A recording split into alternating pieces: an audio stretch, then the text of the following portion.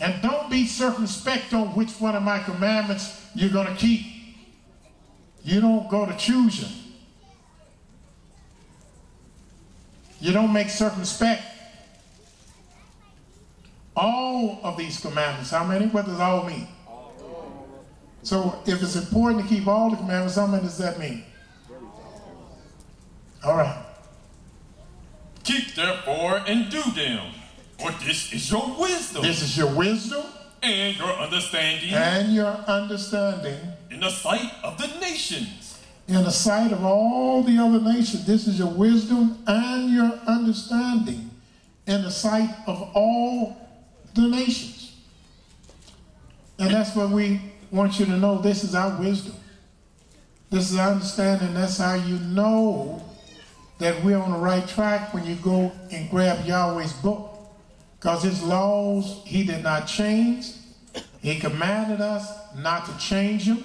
He commanded us not to alter them, because he said these laws are perfect. So why would Yah tell us one day we can't eat no dogs and rats and cats and pigs and chimpanzees, and the next day he said we can eat anything? And then when it says we can eat anything, we can't find his word nowhere, period. We can't find out where he said it. We want you to think. We want you to keep thinking. And let me say this before we adjourn the class. The other day I was on radio. Any of y'all hear the program? How many thought it was a good program? Raise your hand. I thought, I listened to it a couple of times. I thought it was real beautiful. One of my brothers, he didn't like it. I ain't going to say which one, but I liked it. Because we had a young man trying to defend his truth, and a lot of truth was being dispersed to the city. Let me tell you one thing that I want you to see and understand. If we look in the book of 1 Kings, the 8th chapter, go there for a minute.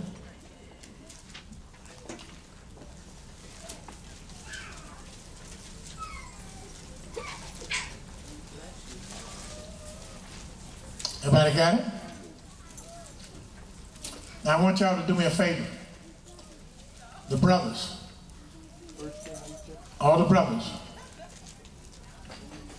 People listening to you on the internet. Look to your left. Aren't them sisters beautiful?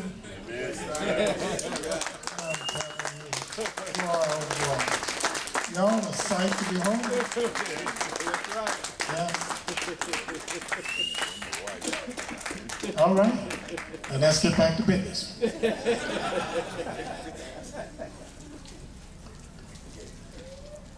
Scripture says, hell and destruction is never full. So the eyes of a man is never satisfied. And you can never be satisfied with Yahweh's beauty. I just read the book the other day on herbs. And do you know every beautiful flower you see out here, all these beautiful flowers, do you know all of them are good for something that benefits your body? Each and every one of them is beneficial to your body. They don't have one flower, one plant that doesn't benefit an organ or a system of your body when you need it. Yah is good. He's great, isn't he? Yes, he is. Tell you, I got to beat the sister to it. There's one sister came. Now I'll let her tell you about it. But let's keep reading. Where we at now? 1 Kings chapter 8. Let's start at the 43rd verse. Hear thou in heaven thy dwelling place, and do according to all that the stranger calleth to thee for, that all people of the earth may know thy name, to fear thee as do thy people Israel. That all the people of the earth may do what? May know thy name. May know thy name and fear thee as thy people Israel. Yah wants all the people of the earth to know his name and fear him as do his people Israel.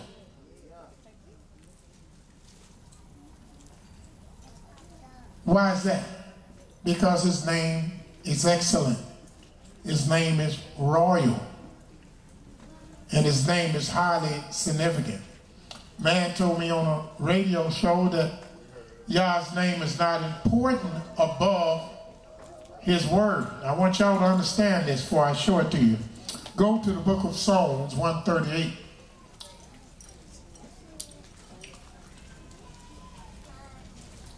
Psalms 138. You have it?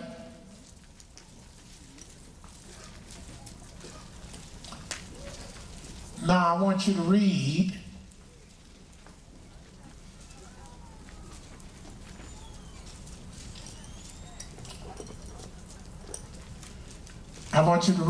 verse 1 and 2. I will praise thee with my whole heart. I will praise thee with my whole heart. Before the gods will I sing praise unto thee. Before who? The gods. I will do what? Will I sing praise unto thee. I'll sing praise to thee. I will worship towards thy holy temple. I'll worship toward thy holy temple. And praise thy name for thy loving kindness. And I'll praise your name for your loving kindness. And for thy truth. For thou hast magnified thy word above all thy name. Thou hast magnified thy word above all thy name. I thought there was nothing greater than his name. I thought he built a city for his name. I thought he named his people after his name. And then when I look at the laws like thou shalt not kill, thou shalt not murder, thou shalt not steal, how is that greater than his name? Because he's saying, what he's saying is that he has magnified his word above his name. That means there's a lot of people around here that's doing mouth service. They're serving Yahweh with their mouth, but their hearts and spirit is far away. I've been to Holy Church and everybody just jumping up, praise Yahweh. And they just jumping and stomping and praise the Lord, praise and praise him. Yes, sir. Yes, sir. But they won't follow his commandments. So that's what he means, that he has magnified his word above his name. In other words, what is the most important thing? To praise his name or to do what he says? Because if you follow his words, you're going to do what? Praise his name. It's impossible to follow his words and love his words without loving his name. And when you hear a man saying his word is not, his name is not significant, then he really don't know the word. How you gonna tell me you know the word and the word is above the law and the word is above the name, but you don't magnify the name? That means you don't know the word. Because if you know the word, we'll be serving Yahweh in spirit and in truth instead of in sincerity and in deception. Because the Almighty don't want us to serve him with deception and with insincerity. He wants y'all to be very sincere about him. Do you understand? Amen. Do we have any questions from anybody?